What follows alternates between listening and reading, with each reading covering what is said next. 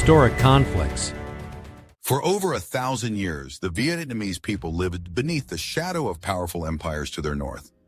The land that would become Vietnam was shaped by cycles of resistance and assimilation, its people enduring centuries of Chinese domination. Through dynasties and upheavals, the yearning for self-rule never faded, burning quietly in the hearts of those who tilled the earth, fished the rivers, and dreamed of freedom. By the early 10th century, the tides of history were shifting. The mighty Tang dynasty had collapsed, leaving a fractured China vulnerable to internal strife. Yet even as one empire faded, ambitious new powers emerged. Among them was the Southern Han, a kingdom eager to reassert control over the southern territories, to reclaim the wealth and prestige of the Red River Delta. It was in this crucible of uncertainty and hope that a new leader arose, Ngô Quyền. Born into a world of turmoil, Ngô Quyền was the son of a provincial governor, but became much more than an heir. He proved himself as a warrior and a tactician, a man who understood that the longing for independence required not just courage, but vision and unity. As the Southern Han prepared to descend upon the Vietnamese heartland, Ngô Quyền united the scattered local forces under his command. He knew that the coming conflict would not simply decide the fate of a single battle, but the destiny of a nation. The stage was set for confrontation along the winding, mist-shrouded waters of the Bạch Đằng River. This river, with its unpredictable tides and muddy depths, would become the unlikely theater for one of the most brilliant military victories in world history. Ngô Quyền understood the land intimately, its rivers, victories, and the habits of those who navigated its channels. Facing a numerically superior enemy, he knew that brute force alone would not bring victory. He would need to outthink, outmaneuver, and outlast the invaders. As the Southern Han fleet, hundreds of warships, bristling with soldiers and confidence, set sail down the coast, Ngô Quyền anticipated their every move. He chose the Bạch Đằng River not by chance, but by design. Here, the tides surged and receded twice a day, revealing and concealing the river's secrets. Ngô Quyền ordered his warriors to drive thousands of sharpened wooden stakes into the riverbed at a carefully chosen bend, their tips hidden just beneath the muddy surface at high tide. When the waters rose, the stakes disappeared from view, transforming the river into a silent trap. The morning of the battle was thick with fog, the river veiled in a ghostly shroud. Ngô Quyền forces waited along the banks, their numbers seemingly dwarfed by the approaching armada. The Southern Han, confident in their might, pressed forward, their ships slicing through the water in tight formation.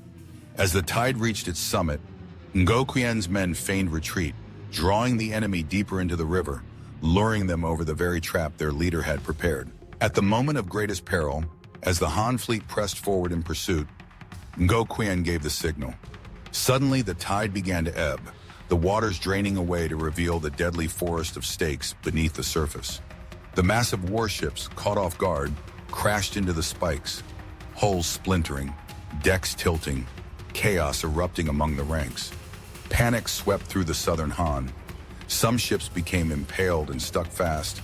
Others tried to turn and flee, only to smash into their own fleet or run aground on the muddy banks.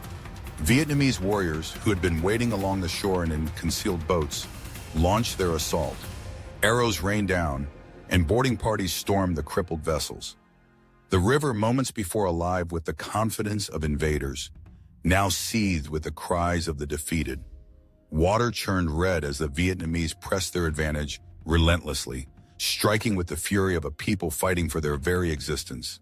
The enemy fleet, once so formidable, was utterly destroyed. The Southern Han commander, captured and slain, became a grim testament to the fate that awaited those who underestimated the resolve of Ngô Quyền and his people.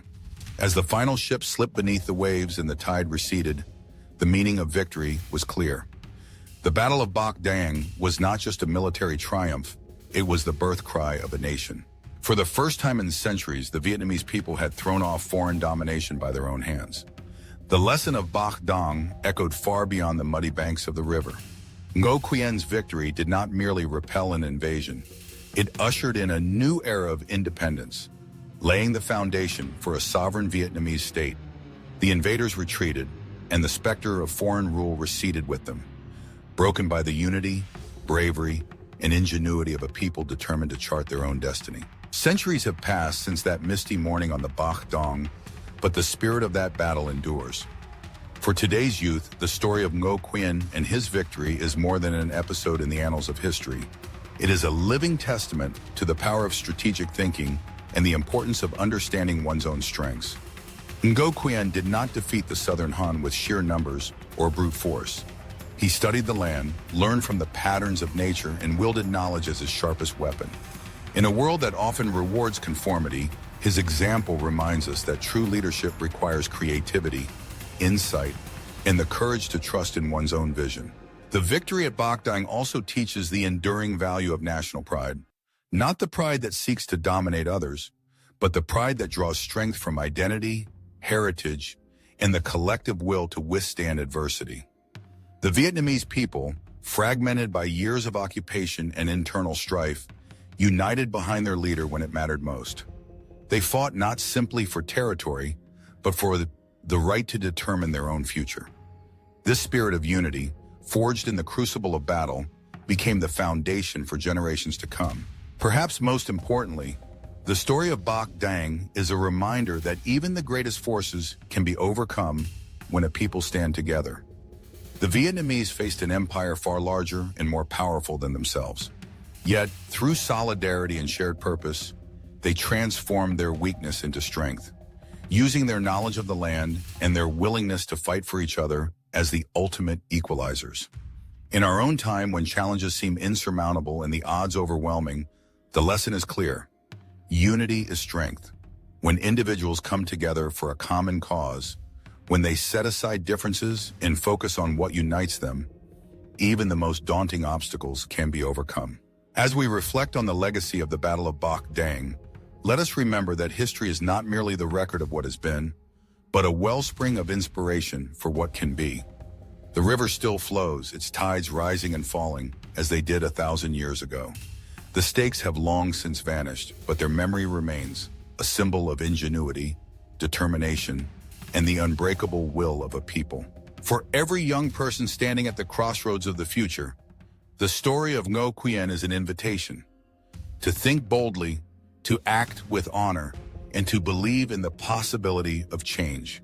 It is a call to cherish freedom, to learn from the past, and to build a future worthy of those who fought so bravely on the banks of the Bạch Đằng. The victory was not just theirs, it is a legacy for all who dare to dream, to unite, and to rise.